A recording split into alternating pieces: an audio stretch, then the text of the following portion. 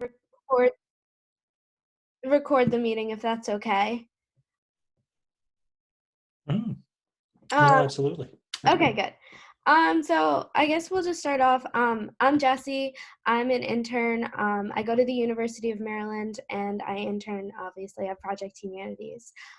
So if you want to give like a brief introduction to yourself and your connection to Project Humanities.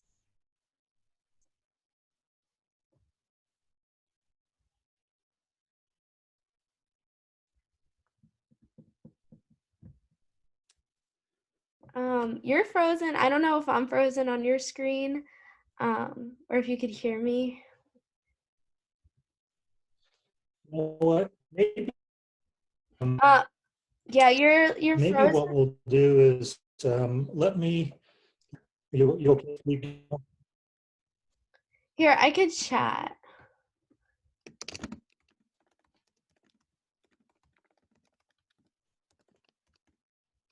Okay, can you hear me now? Yeah, I could hear you now. Okay, I'll log back in about 3 minutes. I'm just gonna get a different Wi-Fi, Okay, sounds good. Thank you. and we'll see if that works. So I'll see you in Okay, about 3 minutes. okay, thank you. Start the recording. Okay. So if you want to give a brief introduction of yourself and your connection to Project Humanities. Sure. So now, just before you can edit out this initial part. Now, do you have some questions for me, or I kind of thought through a couple of different experiences. I have some questions prepared, but one of my questions is there anything else you want to add? So whatever you want to talk about. Okay, sure, we can do that. Okay, so let's go back and start again. Okay. So if you want to give a brief introduction of your connection with Project Humanities. Okay, that would, I first met Dr. Neal in June of 2014. Wow, I can't believe it's been over 7 years now. And I was so inspired by the original vision and how it's grown, especially in this often divided world that we're in. I've been inspired by many things in Project Humanities, and there are a number of things, obviously, that come to mind more than the others. But we were actually introduced by someone who thought that we had sort of some common goals in making things better in the world. So you're in Toronto, right? I'm in Toronto at that time, and I still spend quite a bit of time in the greater Phoenix area. We have our U.S. operation there, so I kind of lived half the time in Toronto and half in the greater Phoenix area as well.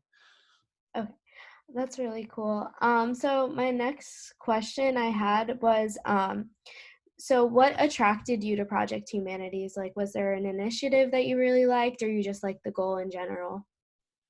The initial attraction really was the goal in general. And, it was someone that kind of knew of both of our work and said, you two need to talk. I don't really know what you're going to talk about, but I intuitively know you need to, right? Because if you can find other people that share your vision, it's amazing what you can accomplish. So my next question is there anything in particular that stands out, like from any of the events you attended or any projects you've been a part of with Project Humanities? Well, as you can imagine, the conversations were quite varied, and there's a lot of different topics. But there's a couple that come to mind, and I can share those stories with you if you're good with that. Yeah, Um, absolutely. so since after I kind of had the first couple of initial meetings with Dr. Neal and his team, and we call him Dr. Neal very affectionately because we love his mind and how he thinks about things. But he's also so personal that you use the name Neal, and that's how we kind of all know him. But after our initial meetings, I learned about Service Saturdays, and Service Saturdays are a time when a number of people get together and get some things that could really help people suffering from homelessness, clothing, shoes, some personal items, and those types of things. And it's been a major part of Project Humanities. I don't know if it, for the beginning, but certainly as long as I've known them for I guess 7/10 of the time that they've been there. And since I was pretty comfortable talking with just about anyone, most often I was a greeter at the front of the line. Then I would chat with those suffering from homelessness while they waited for their shopper guide to help them find some things that they needed.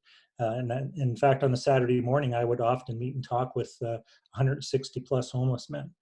Many I met a number of times over the years. And as you could imagine, the conversations were quite varied, from personal challenges that they were suffering to just about any topic you could imagine. In 2016, I had one of the clients come up and talk to me, and he wasn't in line. And I recognized him from previous Saturdays because, I'd had all these different conversations. And he said, I'm not butting in or anything. He says, I just wanted to come up and thank you for our great conversations of a few weeks ago. I was so inspired that I was able to get out and get a job and improve my life a lot. And I just wanted to come and say thanks. And then he walked away. And as you can imagine, my heart melted at that moment, Yeah. and I felt so good for him, as I felt his renewed energy. And over the years, Project Humanities has helped so many people that have had faced those types of challenges find some new energy and some new ways of making their lives a little bit better. Yeah. And that experience happened a few times, where people would go out of their way to come back and talk to some of us who had been an inspiration or had helped them in one way or the other. Yeah, that I live on the East Coast. I live in New Jersey, so I haven't been able to go to any of the homeless outreaches, but they sound amazing. So I would love to Oh go yeah, one day. it's life changing. I actually, as a gift to my son and my daughter at a particular birthdays, their gift was a flight down to go and serve at a homeless Saturday morning. And at first it was kind of, what are you doing, Dad? And but then after they experienced it, it was, wow. This was such an incredible experience to kind of understand how the world works in so many different levels. So Yeah. if you Yeah. get a chance, go. It's Yeah, well I worth it. definitely I definitely do want to go before I graduate. Um so I guess on to my next question. How have you seen Project Humanity changed over the years? Uh, it's evolved a lot. I mean, its core principles have remained the same, and that's really what's so important to it. And it really is about, how do we make the world a better place, and how do we help people inspire themselves, inspire others, and create more humanity. And with all that's going on, obviously, these are some things that we really need right now, a lot more of them. And because it's not about being right and wrong, it's about, how do we have better discussions, and how do we engage everyone in conversations that are productive, and about how can we do things together rather than why we're different and why we're wrong, if you know what I mean. And it comes out Yeah. of so many conversations. It's just like this year especially we've been exposed to see like a lack of humanity in every aspect of society. So it's really nice to be able to work with them and get to see that. Yeah, and it was a little interesting story that has to do with the humanities, that deals with that. And if you're okay, I'll share it quickly with you. Yeah, sure. So after a number of meetings with Dr. Neil, I learned that that research money was being spent in the university environments, but also in the business and academic environments, et cetera. But a large, like an extremely large percentage, almost all of it, was going to disciplines that you could actually, were believed to be measurable and considered to be more of a science. Things like engineering and economics and different in business and areas like that. But humanities wasn't one of those disciplines that was considered measurable, right? So it wasn't getting the kind of support from a research perspective. And just to give you a quick background, I founded a company, the Mind Suite, almost 30 years ago. And what we do is we measure complex human relationships, things like engagement and culture and well-being and many, many others. And what we've done is we've taken complex human relationships and simplified it, shall we say, right? And that's what we do as an organization. And after some of those conversations, with Dr. Neil, because we were analyzing human relationships and measuring them in ways, and I thought, wow, no, we can measure this for sure. And I left it really inspired, and I went back, and he and I talked about it. I talked with John King. He's a good friend of mine. He's a best-selling author of a book called Tribal Leadership, the #1 best-selling, quite an impact on it. We looked at Seth Godin's work. We went back. We looked at some of the, original people that brought new and different ideas to us, way back in the beginning. And we actually isolated what we call 14 constructs of humanity. And we implemented them into some of our tools. And we started to measure humanity. And when we measured those in a company, because and when we measured them and humanity scores were improving and high, the company was actually making more money, right? And we thought, whoa, what a way to influence organizations to adopt more humane and greater humanity, because it can also allow them to make more money. And those two aren't necessarily put together regularly. So we've been doing that research the last number of years, and we're finding out some amazing things. I mean, since the pandemic hit, obviously well-being has been a big issue, and that has dropped dramatically. We've seen a lot of areas, and we've got a lot to deal with when it comes to the mental and emotional, physical well-being of people. But some of the good news was that some of the humanity scores are actually have gone up fairly significantly. So during this difficult time, a lot of people are being nicer to other people. They're showing more compassion, they're those types of things. Even though if you read in the media and things, it's not necessarily playing out that way. But within, a lot of our circles and environments, there is some of that. And some of our mission now is, how do we keep that? How do we not go back to the old way of not having good humanity within people and organizations, and how do we get more of it? And that was really inspired by the Project Humanities and the work that Dr. Neil and everyone is doing. That's actually really interesting. Yeah, I never really see that in the media. But going off of what you were saying about like the productivity and humanities, I was reading an article about Iceland changing it to a 4-day work week, and they had more productivity. So that's what that made me think of. But it's That's kind so. of sad. I read that article this morning. Yeah, yeah, I was just reading it before I got on, Well, good which for you. I thought was really interesting how, showing humanity, like, yeah, maybe people will be happier and be more productive. I don't know. I thought it was interesting.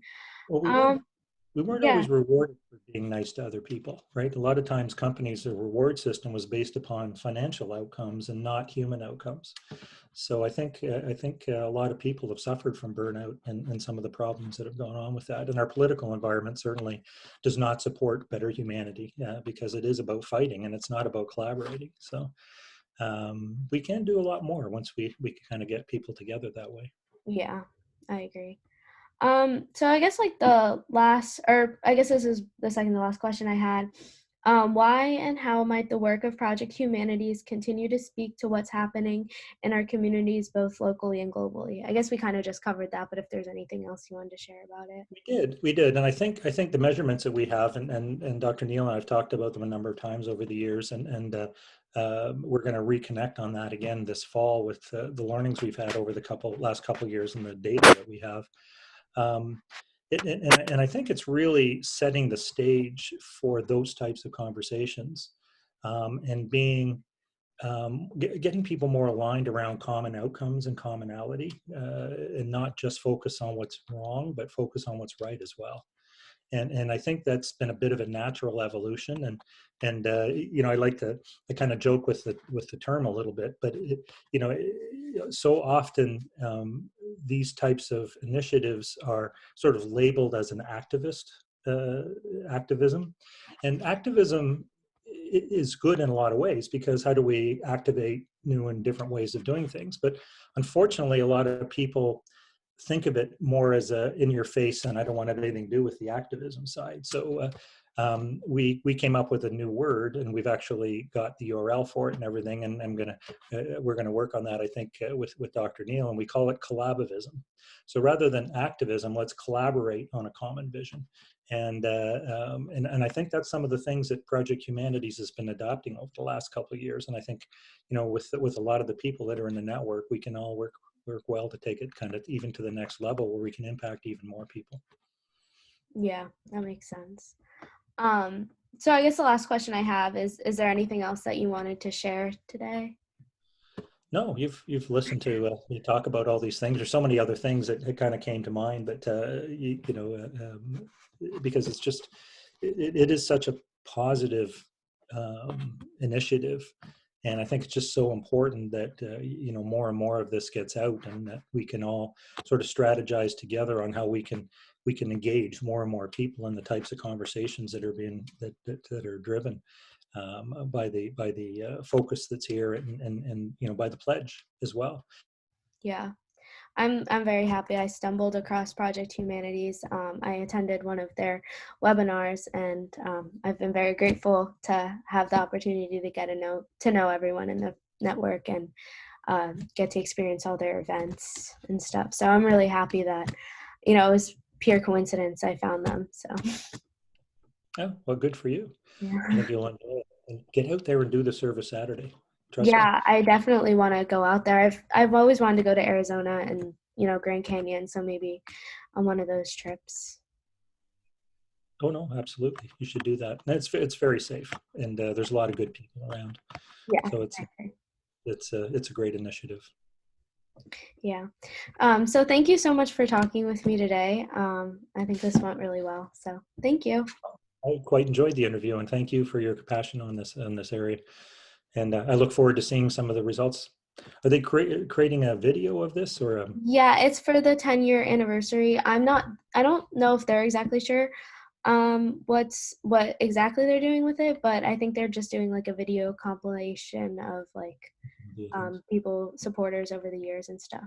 Well, good. Well, I look forward to it. I know quite a few of them, so there's some really cool people. Yeah, So they are. thank you so much. No problem. Have a good night.